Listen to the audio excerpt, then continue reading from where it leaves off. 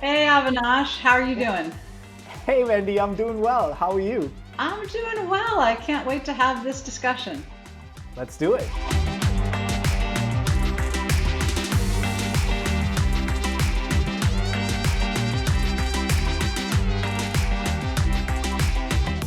I think IT is really challenged in a wide variety of ways. So first and foremost, the fact that everything's slowed down, right? Infrastructure, software, et cetera, et cetera. Getting access to it isn't as easy as it used to be. So that's number one challenge for them. And then with everyone working remotely, that creates a whole new variety of challenges. And you can see, people spending a lot more time on Zoom and other telecom kind of solutions to really address what is now the new way of doing business. And so I think IT has to evolve really rapidly to address sort of the current set of conditions. And who knows, by the summer, all this goes away and things go back to the way it used to be, and a new set of challenges then start to emerge. Look, I think that even the notion of the workplace has changed. The workplace is now anywhere, and the workplace is really delivered on the sort of shoulders of technology. And that technology is mixed. It's not just enterprise technology, it's also consumer technology. I mean, right now I'm talking to you over my kid's gaming computer.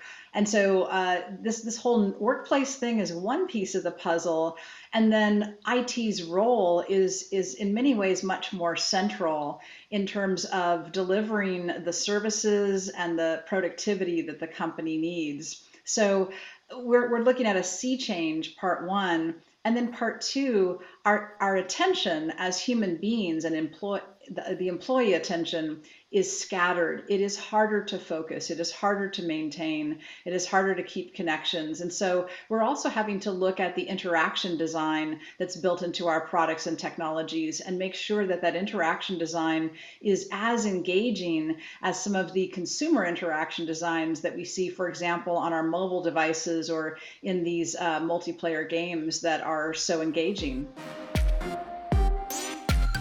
From my perspective, everything that we're doing now and into the foreseeable future is going to remain hybrid.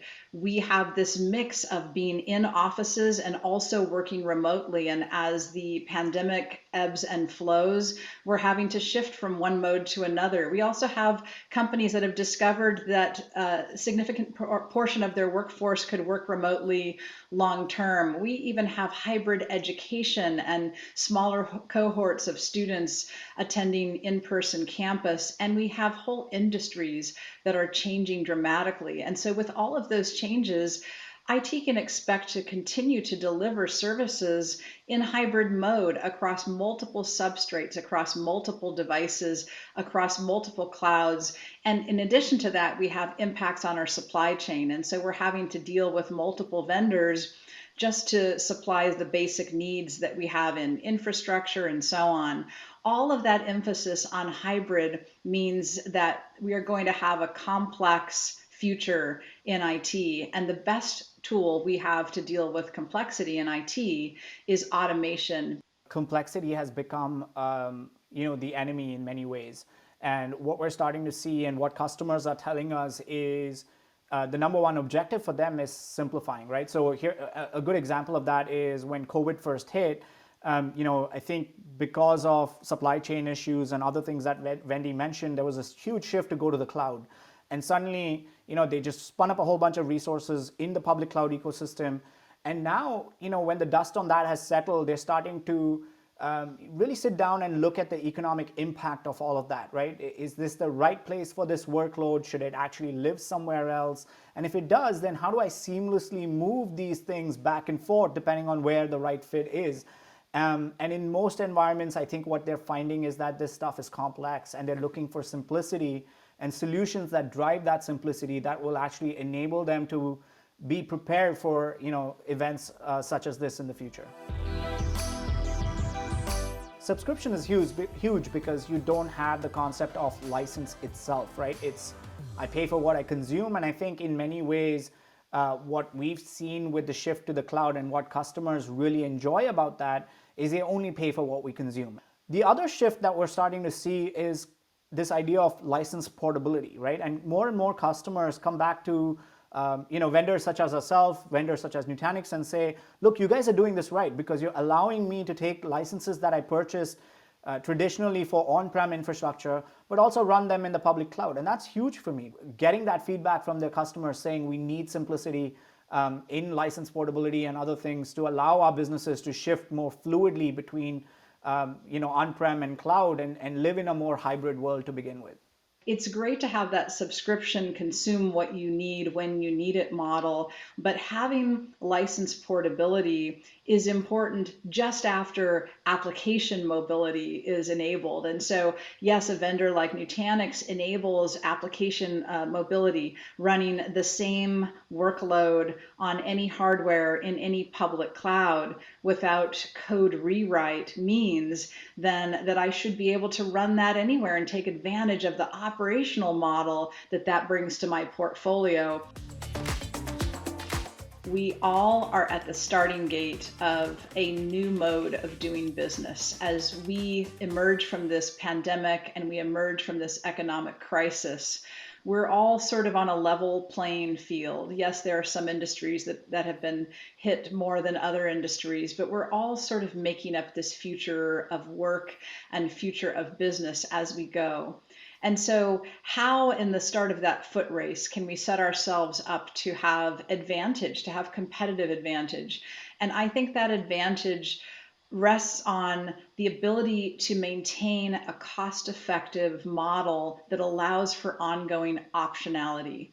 And that cost-effective model that allows for ongoing optionality, those aren't two opposite thoughts. Optionality sounds like, wow, that's expensive. I'm going to have to enable lots of different things, and I'm going to have to tune everything for special purposes. But this is where machine learning and automation and natural language processing really, really help companies. We can create mass personalized user experiences, which we know directly drive employee productivity and thus business productivity by using these machine learning tools and technologies. In my shop today, just during the 10 months that we've been working from home during the pandemic, we've gone from having about 15% of all of our services delivered autonomously to about 58% of all of our services delivered autonomously. And that is a very lean operating model. At the same time, we're managing our NPS scores internally for all the services manually and autonomously delivered. And those scores are shooting up. They're going through the roof. Our employees are happier with the quality and the effect of those services as we begin to automate. And so this model can scale massively.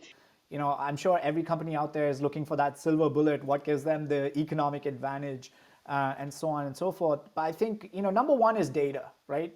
If I have a lot of data about how I run my business and insights based on that data, then it gives me a huge advantage over my competition. Where am I spending money? Where are my growth areas?